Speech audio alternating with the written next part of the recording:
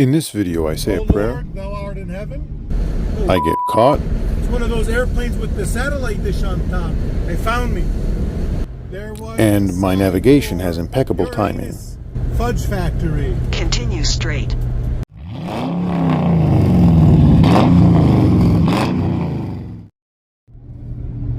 Hello and welcome to another episode of Auto Avids. Many years ago, before I was born as a matter of fact, my father was a car guy as well.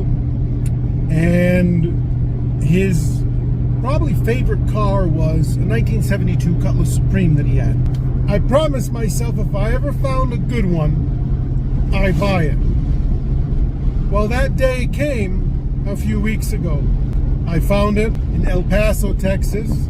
It's a Texas-Oklahoma car its whole life. In 2001, the car was stripped to the metal, repainted, new vinyl top put on.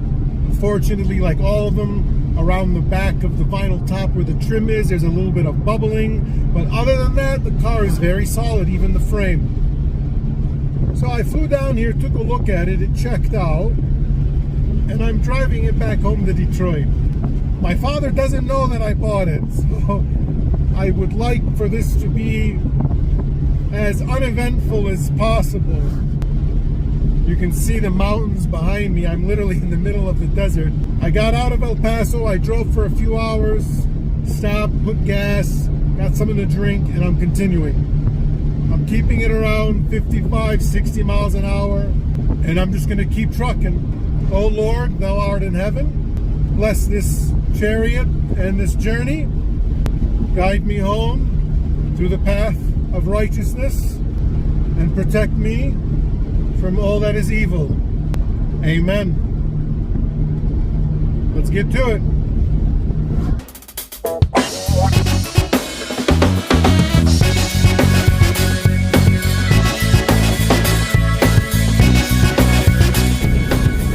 Sit rep.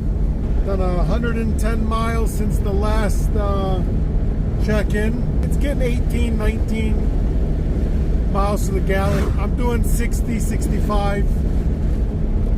Check the fluids, everything's good. I don't want to run the AC because it's a little warm out. I don't want to risk anything. That's why the windows are open. Let's keep going, nice and easy.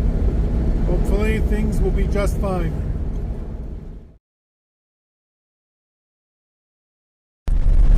So far so good. I joined the I-40, keeping it around 60, 65. I'm getting passed by everyone. Semis, motorhomes, trailers. It's all good. I'm about 150 miles out of Amarillo. I was hoping to stop there for the night, but I don't want to drive during dark hours because, you know, old car, the lights aren't the greatest. Just for safety. We'll see how it goes. Check out the scenery.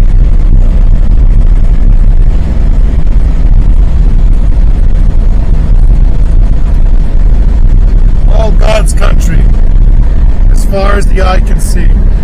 Look at that. In the distance. Beautiful.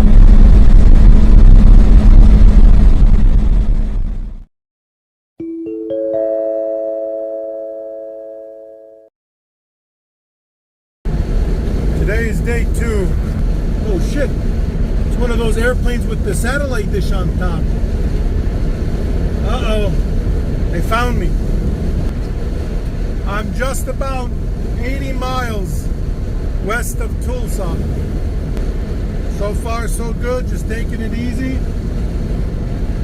Getting passed by everyone, but that's okay. I'm not gonna push it too hard. I get a thumbs up from like every other person that goes by.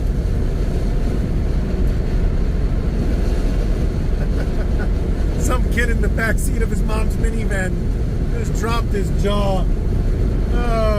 Mom didn't care. Let's keep going.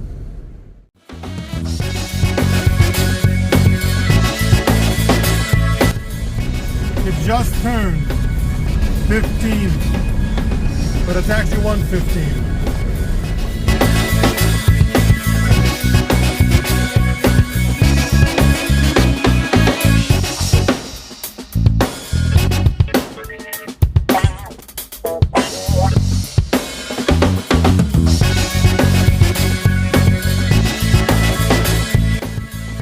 Driving at night was getting really sketchy. People weren't noticing me until they were right up on me, so I stayed behind this semi-truck in front of me until I found a good place to stop for the night.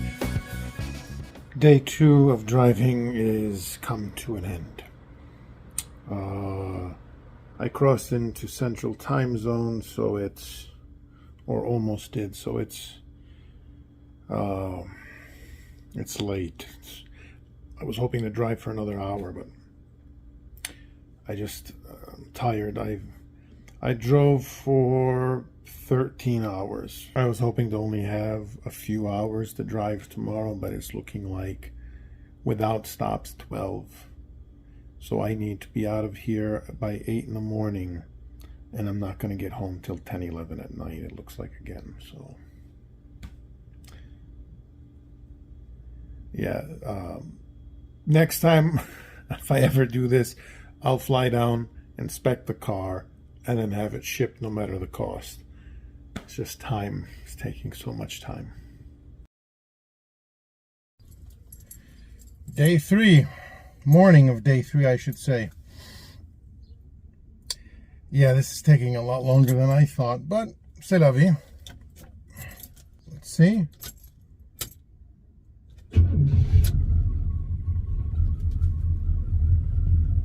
Sounds good.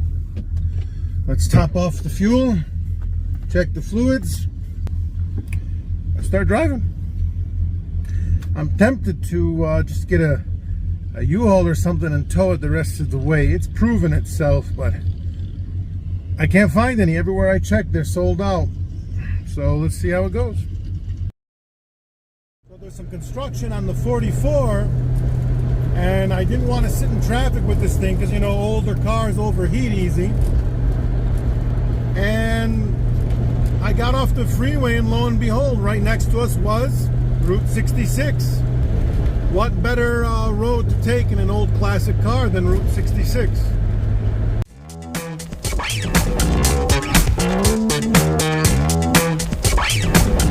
What's funny is when I got off the freeway, there was a sign for Uranus Fudge Factory. Continue straight. I decided not to visit it though.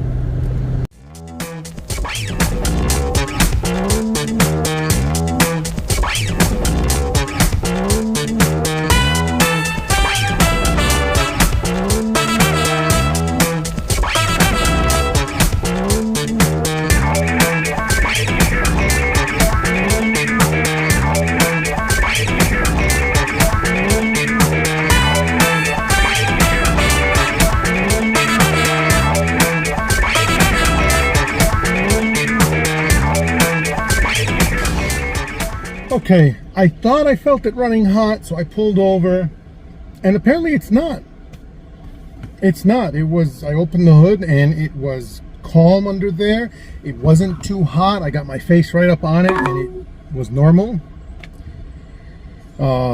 Checked the fluids. Everything's good. And it looks like, again,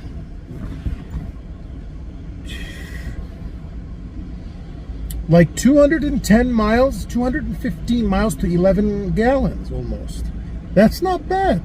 So I'm learning the car as we go along. Yeah, I think I'm going to check the tire pressures, and as long as everything's good, I think I can keep it up to 70 now that I'm a bit, you know, more familiar with it and trusting. I just got to find the, there it is, the air pump. The joys of carbureted cars. Give it a little bit of gas.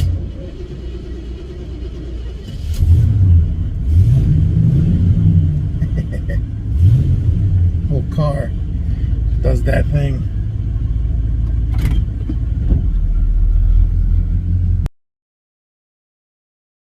It's really, really warm. I felt it again she wasn't too happy.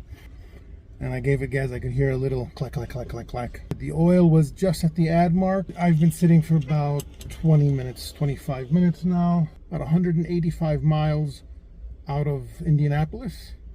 Stay tuned for the next episode to see what happens. If you haven't subscribed already, please consider doing so. And as always, thank you so much for watching. See you next time.